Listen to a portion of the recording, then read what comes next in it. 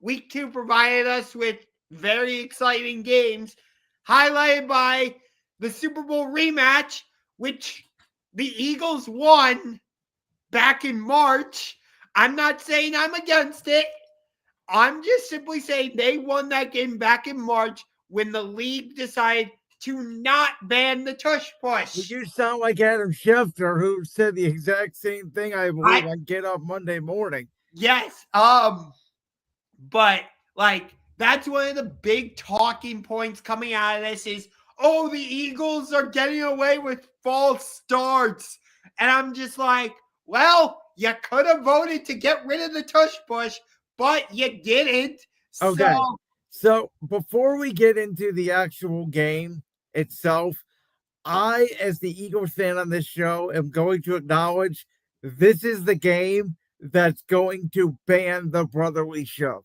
And to be honest with you, I'm kind of surprised it's not banned by the time we're on the air today. I thought for sure on Monday morning there was going to be an announcement from the NFL that said, we have magically decided the Tush Push is banned. I truly believe that because of how much Dean Blandino and Tom Brady were completely bashing the play during Sunday's afternoon. Now, that was the first time in the 3-4 year history of this play that I blatantly saw, yes, my team did jump. Yes, my team did line up offsides, which I actually think that's the bigger issue rather than the false start, is you got to at least tell them, hey, you're lining up offsides, call offsides. The referees absolutely missed it, yes. But I don't think it impacted the game the way people said it was, because the play that everybody's talking about was the 4th down play where we got the touchdown where there was clearly a false start. The play before that, the play Nick Sirianni challenged when the ball to me was clearly over the plane, that should have been a touchdown Philadelphia. There was not a false start or offsides on that play, and Kansas City thought they stopped it, though again, technically to me, they didn't. So I think people are making way too big of a deal out of this because of the fact they just don't like it because the Eagles do it better than everybody else. But I do think this is going to be the game that gets the play banned. I would agree with you, although during that Week 10 Packers Monday night game in Green Bay, if I'm the Eagles, I run it like 20 times. Oh, by the way, I throw this theory out there to you. Because, again, I have never seen my team purposely line up offsides and get away with it. I have not seen a false start. So all these, the Eagles are always getting away with it. No, that's not true. We got away with it on Sunday. We don't always get away with it because they have caught offsides in the offense before. It's just most of those games have been in the 1 o'clock window. I think now we're blatantly going to try to cheat. I'm going to be honest with you, because I would purposely try to get a jump. I would purposely try to line up a yard offsides and see if they call it, because now it's out there. Make yourself public enemy number 1. Make the NFL ban it. Get every ounce of juice you can out of it, because you know this is the last year you're going to use it. Yes, but talking about the game itself, everybody talked about like how the Eagles defense completely shut down Kansas City's offense last year in Super Bowl 59. And there was talks of, well, with Xavier Worthy out and some of their other and Rashid Rice being suspended, like it's going to be much like that again. And I'm thinking, this is still Patrick Mahomes. Like you're not going to dismiss him like that. As much as I dislike him. So this was the kind of game. Remember I said last week I predicted the same score that I thought the Super Bowl was going to be, which was 24-20. This was the kind of game I thought the Super Bowl was going to be, which is low scoring, defensive game, not a lot of big plays from either side.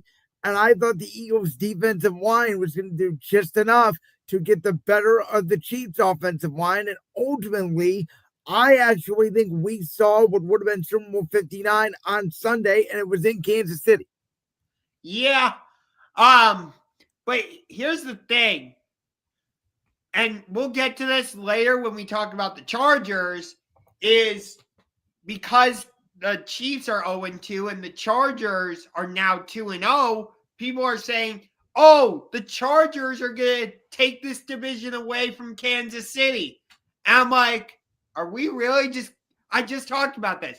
Are we really just going to dismiss Patrick Mahomes? Well, now, wait a minute. You're the one on the show who did pick the Denver Broncos to win the division. So you did dismiss Patrick Mahomes, the Kansas City Chiefs.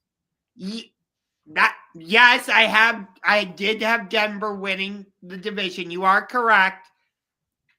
But I didn't have the Chiefs finishing it last. No, but that's not what people are saying. People are saying the Chiefs are going to finish second or third and the Chargers are going to win the division. And you've been on me for a month that the Chiefs could lose this game to the Giants this coming Sunday night. If they do that and the Chargers do beat Denver, Chargers will be 3-0 in the division with a win head-to-head against Kansas City. The Chiefs will be 0-3 with a loss against the Chargers. The division, for all intents and purposes, for Kansas City would be over. Yes. I don't know.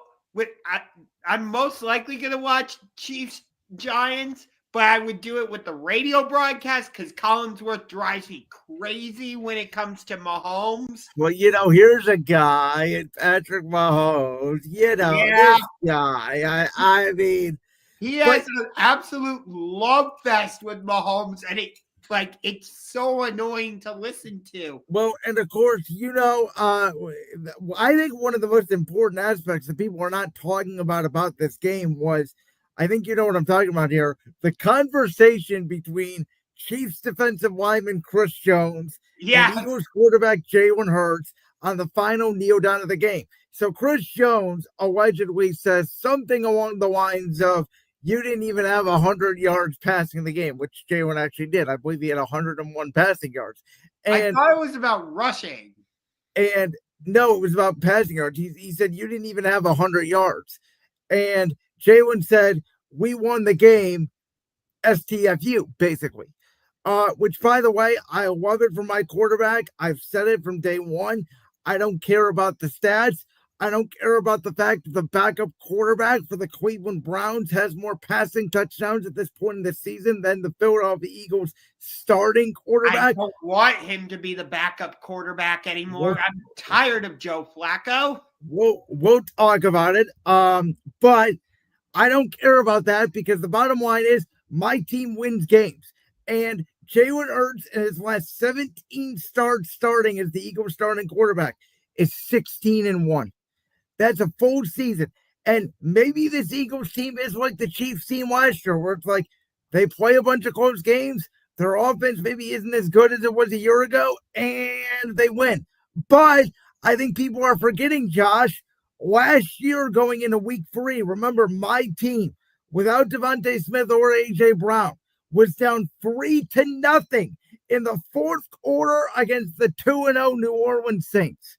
So everybody remember, it is September football.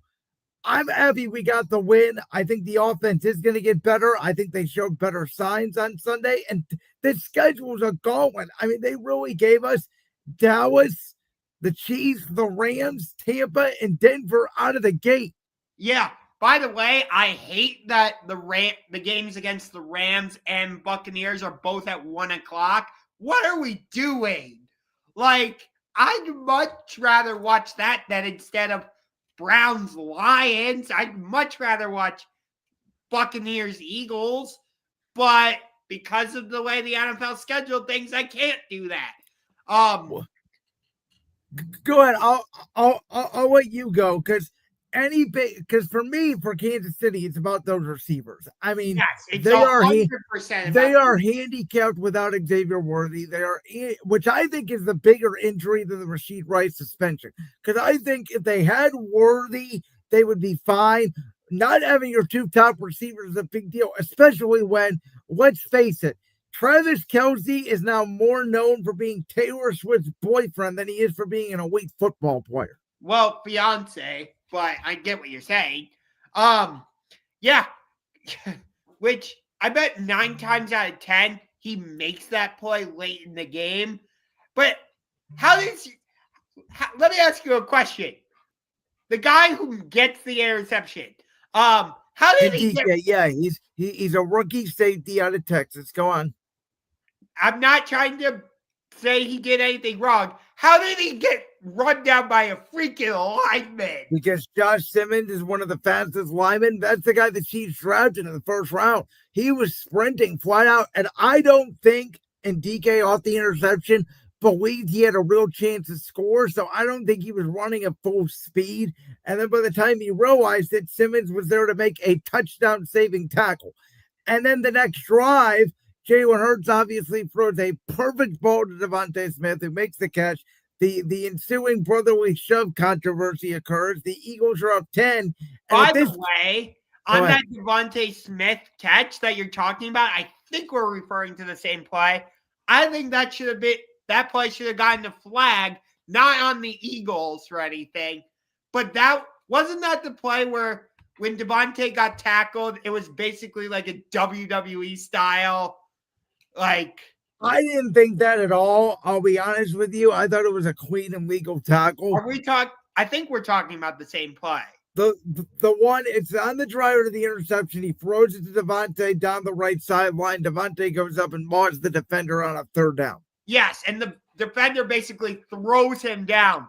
Devontae was already in the air at that point. He does come down, but the defender's already got him in the grass, so I was okay with the no call.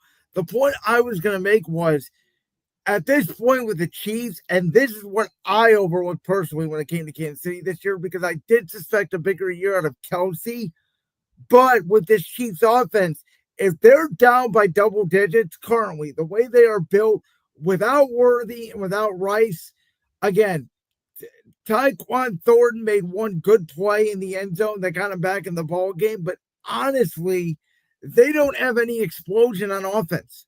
No, they really don't. And I know over the last couple of years, the Chiefs have become more of a physical, defensive style team, but they've always had like that explosive offense where somebody that's what I'm saying. Is that what the Eagles are turning into, which is a Saquon Barkley-centric defensive team? Jalen don't make mistakes. And eventually, you know what's going to happen? Someone is going to focus on Saquon Barkley. And unlike Kansas City, they have Devontae Smith and they have A.J. Brown. I am not worried about the passing game. I'm talking about the Chiefs side of the equation. I know, but I'm telling you, is that what the Eagles have become? Is what the Chiefs were the last few years, which is run the ball, defense, Jalen don't turn the ball over. The difference is the Eagles have the receivers, the Chiefs do not. And the other problem I see with the Chiefs is, like, Mahomes is usually very reluctant to run the ball. They don't do like designed quarterback runs for Mahomes like they do with Lamar Jackson in Baltimore. They do it with Josh Allen in Buffalo. We've seen the Eagles do designed quarterback runs with Jalen Hurts. Not a lot, but we have seen it.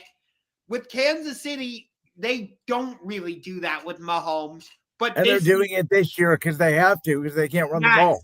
I wouldn't say they're doing designed quarterback runs, but he's having to run more which has basically become their running game, because at least from my perspective, Isaiah Pacheco was not the same running back he was the past couple of years. No, he hasn't been the same since that leg injury.